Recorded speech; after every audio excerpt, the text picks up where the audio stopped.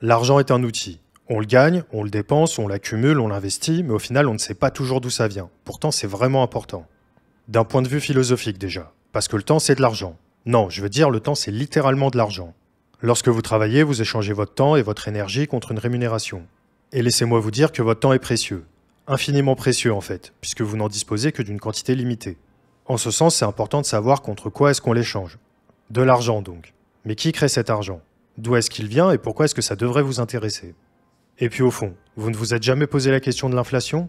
On vit dans un monde gouverné par la technologie. Tout s'est accéléré, les coûts de production sont en chute libre et on fait tout plus rapidement, et plus efficacement, et pour moins cher. Alors pourquoi est-ce qu'on entend sans cesse parler d'inflation et de hausse des prix? Vous allez le voir dans cette vidéo, la nature de notre argent contemporain n'y est probablement pas pour rien. Commençons par un petit exemple assez parlant. Imaginez un petit village paisible qui voit arriver un touriste avec sa grosse valise à la main. Le gars est en vacances, et il arrive dans un hôtel pour demander une chambre. L'aubergiste fait son taf et lui donne une chambre en échange de 100 €. L'homme s'en va pour visiter la ville et le propriétaire de l'hôtel se dit qu'il va aller rembourser son boucher qui lui a fait une avance. En gros, il avait une dette envers lui. Le boucher, lui, il est content. On l'a remboursé. Et il va pouvoir lui-même aller rembourser le boulanger. Ni une ni deux, le boulanger y voit une opportunité de rembourser une amie de longue date. Disons la prostituée du village. Alors, il s'empresse d'aller lui donner son billet de 100 €. Vous commencez à le voir venir. Cette dernière retourne vers l'aubergiste pour lui rembourser la chambre qu'elle avait louée quelques jours avant. Rien d'extraordinaire jusqu'ici, sauf que le touriste revient et en fait il a changé d'avis. Finalement, il va aller dormir ailleurs et demande à récupérer son billet de 100 €. L'aubergiste, c'est un bon gars, il lui rend son argent. Et là, on a l'impression que quelque chose s'est passé. Personne n'a gagné ni perdu d'argent, pourtant toutes les dettes se retrouvent effacées par la seule circulation de la monnaie. Alors, il s'est passé quoi au juste? C'est un paradoxe assez connu et vous l'avez probablement déjà entendu. Il n'y a pas de bonne réponse à ce paradoxe, justement parce que c'en est un. En vrai, il est très éloigné de la réalité, évidemment que l'économie c'est un poil plus compliqué que ça. Mais ça nous donne l'occasion de nous pencher plus en détail sur le mécanisme de création monétaire, et c'est justement ce que je vais faire dans cette vidéo. Si vous êtes dans l'écosystème crypto depuis un petit moment déjà, vous avez sûrement déjà entendu plein de choses concernant l'inflation, la création monétaire et le fait que les banquiers contrôleront bientôt le monde. Bon, la plupart du temps, ces assertions sont au pire fausses et au mieux très éloignées de la réalité. En fait, comprendre le processus de création monétaire et ses enjeux est vraiment primordial. Ça peut littéralement changer vos habitudes d'investissement, la façon dont vous gérez votre argent, votre temps et tellement d'autres choses. En plus, ça vous donne un avantage considérable. Les règles du jeu évoluent sans cesse et vous ne voulez pas être le dernier à avoir mis le nez dans les rouages du grand moteur de l'économie. On va essayer de remettre un peu d'ordre dans tout ça et évidemment que tout ce qui entoure la création monétaire est très complexe, particulièrement dans notre système moderne où absolument tout est interconnecté. L'idée, c'est d'aborder les grandes lignes qui sous-tendent le phénomène pour un peu mieux comprendre comment toute la machinerie fonctionne. En gros, aujourd'hui, on met les mains dans le cambouis. Bon, on va commencer par un peu d'histoire. Évidemment, je ne vais pas refaire tout le scénario, mais c'est quand même intéressant de se rappeler d'où on vient pour comprendre où on va. L'histoire de la monnaie, c'est une grande épopée entre les différentes civilisations et cultures qui ont arpenté notre planète. De base, on utilisait le troc, c'est-à-dire qu'on échangeait des choses, que ce soit des biens ou des services. Tiens, t'as pas une vache? Je te l'échange contre un sac de graines et une charrette. Pas besoin de vous faire un dessin, le troc c'est cool, mais ça pose plein de problèmes, notamment ce qu'on appelle la coïncidence des besoins. Comment est-ce qu'on fait si je n'ai pas besoin d'une charrette? La réponse évidente, c'est qu'on met au point un médium. Quelque chose qui mette d'accord tout le monde. Une monnaie donc. Et alors là, les formes de monnaie se sont succédées. Au début, par exemple, on avait les coris. Vous savez, c'est les coquillages blancs qu'on retrouve aujourd'hui sur des colliers dans des attrapes touristes de la Côte d'Azur. Ils avaient un gros avantage. Beau, durable et avec une rareté relativement contrôlée. Si vous voulez tout savoir, leur nom latin c'est Monetaria moneta, ça ne s'invente pas. Cette monnaie a été utilisée en Asie et en Afrique pendant plusieurs siècles et fait partie de ce qu'on appelle les monnaies marchandises. En gros, ça veut dire que le support de la monnaie possède une valeur intrinsèque. La raison est assez simple en fait. On avait tellement peur que la valeur de la monnaie s'effondre qu'on l'adossait à un support physique, de façon à conserver au moins la valeur intrinsèque du support. Des monnaies marchandises, il y en a eu plein. Les coris donc, les fèves de cacao chez les Aztèques ou même l'or et l'argent un peu plus tard. La première monnaie frappée, c'était chez les Lydiens, et ça a été une révolution. En introduisant des pièces portant un sceau garantissant leur poids et leur pureté, on venait d'ouvrir la boîte de Pandore. Bah oui, à ce moment-là, c'est l'État qui devient garant de la valeur de la monnaie. Certes, c'était encore des métaux précieux, mais le poids et la pureté des pièces étaient dorénavant à la discrétion du seigneur. Et autant vous dire que certains ont vraiment abusé. Je vous ai déjà parlé dans une précédente vidéo de Néron, l'empereur romain. Je vais pas vous refaire la démonstration, mais en gros, le gars avait besoin de financer plein de trucs. Il voulait que son empire gagne plus d'argent, mais sans augmenter l'impôt pour éviter les révoltes. Alors il a dévalué sa monnaie. Pour ça, il a petit à petit réduit la teneur en argent des deniers. Autant vous dire que ça s'est plutôt mal fini pour lui et les populations ont vu l'inflation grimper en flèche. Des dérives de ce genre, il y en a eu plein. Mais bon, cette innovation a pavé la voie à la monnaie fiduciaire moderne, où la valeur est basée sur la confiance envers l'émetteur, menant jusqu'aux billets de banque et finalement aux monnaies numériques d'aujourd'hui. Maintenant, si votre billet de 100 € vaut 100 €, ce n'est pas parce qu'il a coûté 100 € à la fabrication, mais bien parce que c'est une instance supérieure qui l'a décidé. De nos jours, la monnaie, c'est la confiance, et c'est tout à fait légitime de se demander comment on fait pour créer ça. Bon, déjà, il faut bien se rendre compte d'une chose. Aujourd'hui, l'argent n'existe plus. Vous voyez sûrement là où je veux en venir, mais c'est toujours bon de faire quelques rappels de proportion. L'argent, au sens physique du terme, ce qu'on appelle la monnaie fiduciaire, c'est-à-dire les pièces et les billets, représente à peu près 10% de la masse monétaire. A l'inverse, la monnaie scripturale, donc la monnaie que vous voyez sur votre compte en banque, ça représente tout le reste, soit 90% de la masse monétaire. Que ce soit bien clair entre vous et moi, l'argent scriptural n'existe que dans les bases de données des banques. Au final, ce n'est qu'un chiffre qui suit votre numéro d'identité bancaire avec lequel on fait des additions ou des soustractions. Et là, c'est le moment de parler très rapidement du système de réserve fractionnaire. En réalité, les banques ne possèdent pas votre argent. Il n'existe pas un coffre à votre nom contenant le montant de votre compte en argent liquide ou en un quelconque autre actif physique. La banque, elle prête votre argent, que ce soit à l'État, à des entreprises et même à des particuliers. Elle est tenue de ne conserver qu'une petite partie des liquidités. C'est ce qu'on appelle une réserve fractionnaire. En d'autres termes, lorsque vous déposez 1000 € à la banque, cette dernière n'est pas obligée de conserver cette somme en totalité. Elle peut en garder seulement une petite partie et prêter le reste.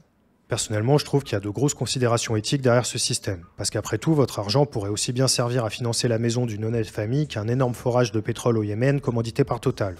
Vous vous en doutez, tout ça est très rarement transparent et le fruit de votre travail est un peu utilisé à loisir par la banque. Mais bon, passons. Et du coup, là, vous commencez à comprendre. En fait, la création monétaire provient majoritairement de deux sources. D'abord, il y a la création monétaire par le crédit, qui découle directement du système de réserve fractionnaire. Cette création monétaire par crédit, c'est un peu la magie des banques. Imaginez, vous allez voir votre banquier pour faire un crédit, genre pour acheter une voiture ou une maison. Là, vous pourriez penser que la banque prend de l'argent dans ses coffres pour créditer votre compte. En fait, non, pas du tout. Elle ne pioche pas dans un coffre rempli de billets. Au lieu de ça, elle crée de l'argent tout simplement. Quand une banque accorde un prêt de, mettons, 100 000 €, elle ne sort pas des liasses de billets. Elle crédite le compte en banque de l'emprunteur avec ses 100 000 €, qui n'existaient pas avant. La banque crée cet argent à partir de rien, ou plutôt à partir de la promesse d'être remboursée avec des intérêts. Et donc, ce qu'on rembourse chaque mois à la banque, c'est de l'argent qui détruit petit à petit son crédit, jusqu'à ce que la somme empruntée disparaisse du compte de l'emprunteur. C'est un cycle de création et de destruction de monnaie qui est central à l'économie. Ça permet à l'argent de circuler et au projet d'être financé. Sur le papier, c'est pas trop mal. Mais le revers de la médaille, c'est que l'économie devient très dépendante du crédit pour bien fonctionner. C'est pour ça que quand les banques ne prêtent plus, comme lors des crises financières, l'argent se raréfie et l'économie ralentit. En plus, très souvent, un crédit peut en cacher un autre et on se retrouve avec des amoncellements de dettes. Mais là, ça serait vraiment très compliqué à expliquer simplement. Retenez que c'est ça le cœur de la création monétaire scripturale que je vous ai évoqué en début de vidéo. Cet argent n'est en aucun cas imprimé physiquement et pour la faire courte, les banques commerciales peuvent créer de l'argent à loisir pour faire tourner l'économie. Enfin, à loisir, pas tout à fait, puisque la banque centrale veille au grain. Pareil, je vais simplifier. Mais en clair, les banques commerciales peuvent créer de l'argent à l'infini. Mais il y a tout de même quelques limites. Déjà, l'argent créé doit obligatoirement être détruit à un moment ou un autre. Et ensuite, les banques ne peuvent pas prêter à l'infini. Elles doivent quand même garder un certain pourcentage de tout cet argent dans leurs fonds propres. En Europe, c'est fixé à 1%.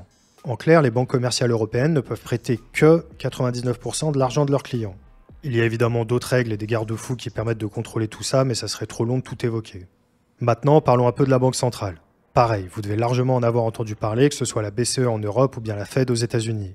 Dans l'idée, la Banque centrale régule la quantité de monnaie en circulation et stabilise l'économie en ajustant les taux d'intérêt et en contrôlant l'inflation. Elle assure aussi la stabilité du système financier en supervisant les banques commerciales et en leur fournissant des liquidités en cas de besoin. Là, on touche à la deuxième source de création monétaire, la création monétaire par la Banque centrale. C'est l'autre grand mécanisme par lequel l'argent entre dans l'économie. La Banque centrale a plusieurs outils pour agir sur la quantité de monnaie en circulation et ainsi atteindre ses objectifs. Vous savez, les fameux 2% d'inflation que visent les grands banquiers centraux du monde entier. Pourquoi 2%, me direz-vous? Bah en fait, on sait pas trop. Mais bon, c'est la Banque centrale, alors pourquoi pas? Ils doivent savoir ce qu'ils font après tout. L'outil qu'on connaît le mieux, c'est la monnaie fiduciaire. Donc entre autres, les pièces et les billets qu'on utilise pour aller acheter son pain. Quand la Banque centrale estime qu'il faut plus d'argent dans l'économie, elle peut littéralement faire imprimer plus de billets. C'est la fameuse planche à billets dont vous avez sans doute déjà entendu parler. Le deuxième outil, lui beaucoup moins visible, c'est la création de monnaie numérique pour les banques commerciales. Comment est-ce que ça marche? Pour la faire courte, si une banque commerciale a besoin de liquidité, donc d'argent liquide, elle peut en emprunter directement à la banque centrale. En échange, elle donne des garanties. Par exemple, ça peut être des obligations d'État. Et en retour, la banque centrale crédite son compte. Cet argent est ensuite prêté par les banques et injecté dans l'économie. C'est ça qu'on appelle l'assouplissement quantitatif ou bien quantitative easing en anglais. C'est l'action pour les banques centrales de racheter des titres aux banques commerciales qui ont de l'argent à réinjecter dans l'économie. Évidemment, tout ça c'est un gros résumé. Mais ceci étant dit, ça a plusieurs avantages sur le papier. Dans l'idée, ça permet de stimuler l'économie en cas de besoin. C'est ce qui s'est passé en 2008 après la crise des subprimes. Les banques centrales ont augmenté leur achat d'actifs et donc injecté massivement de l'argent dans l'économie. Mais bon, augmenter la quantité d'argent en circulation fait aussi baisser la valeur de ce même argent. C'est ce qu'on appelle l'inflation. L'inflation, ça peut être à la fois les prix qui montent, mais aussi la valeur de la monnaie qui s'effondre. Ça marche dans les deux sens. Souvent, des chocs ponctuels peuvent faire grimper l'inflation, comme des chocs pétroliers par exemple. Mais au long cours, l'inflation provient de la quantité d'argent en circulation qui ne fait qu'augmenter. Bon, c'est pas une vidéo sur l'inflation non plus, alors passons. Si on résume, la Banque centrale joue un rôle d'arbitre. Elle crée de l'argent quand il en faut, mais elle doit faire attention à ne pas en mettre trop sous peine de déstabiliser l'économie. Bien que ce mécanisme soit puissant, il reste une sorte de filet de sécurité, car la majorité de l'argent en circulation est quand même créé par les banques commerciales à travers les prêts. À vrai dire, c'est pas pour rien qu'on parle d'argent-dette. Bon, ce système d'argent-dette, il vient pas de nulle part non plus. La fin des accords Bretton Woods en 1971, lorsque les États-Unis ont abandonné la convertibilité du dollar en or, a marqué la transition vers un système de monnaie fiduciaire où les devises ne sont plus adossées à une valeur fixe comme l'or. Dès 1973, la valeur des monnaies du monde entier varie en fonction d'un marché spécialisé qu'on appelle, devinez, le marché d'échange, ça ne s'invente pas. Ça a ouvert la voie à notre système d'argent-dette actuel, dans lequel la création monétaire repose principalement sur l'octroi de crédit par les banques commerciales.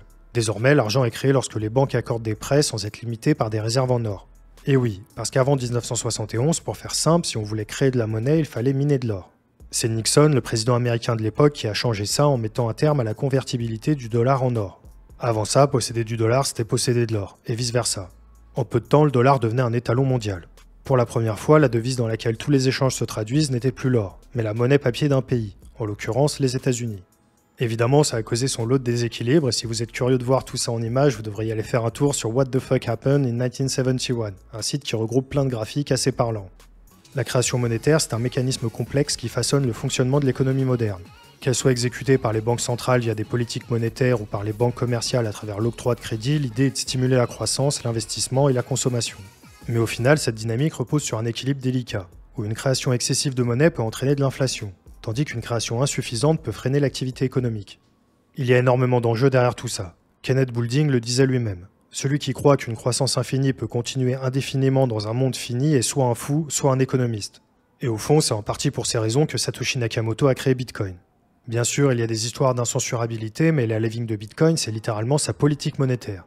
L'idée étant d'enlever le pouvoir aux banques centrales d'avoir le monopole de la gestion de la monnaie. Avec Bitcoin, c'est les maths qui décident, à l'intérieur d'un protocole qui tourne comme une horloge suisse et dont on connaît à l'avance les paramètres. En prime, Bitcoin permet à chacun de sécuriser son argent dans une sorte de compte en banque numérique décentralisé. Ce dernier ne va pas investir votre argent n'importe comment. Il n'est pas à risque d'insolvabilité. Il ne crée pas de l'argent à loisir et il ne dévalue pas petit à petit le fruit de votre travail. Et c'est également pour ces raisons qu'on parle souvent de Bitcoin comme une alternative au système bancaire traditionnel. Ça ne s'invente pas. On arrive à la fin de cette vidéo, j'espère que ça vous a plu. Pensez à liker et à partager. Dites-moi aussi en commentaire si vous aimez ce genre de vidéo qui parle un peu plus de macroéconomie et si vous avez des idées de sujets, n'hésitez surtout pas. Pensez aussi à rejoindre notre canal Telegram d'Actu Crypto en direct, vous retrouverez le lien en description, faites-moi confiance, c'est vraiment un game changer. Merci à Thomas qui m'a aidé dans la réalisation, c'était Romain du Journal du Coin, on se retrouve très vite pour une prochaine vidéo. Bye.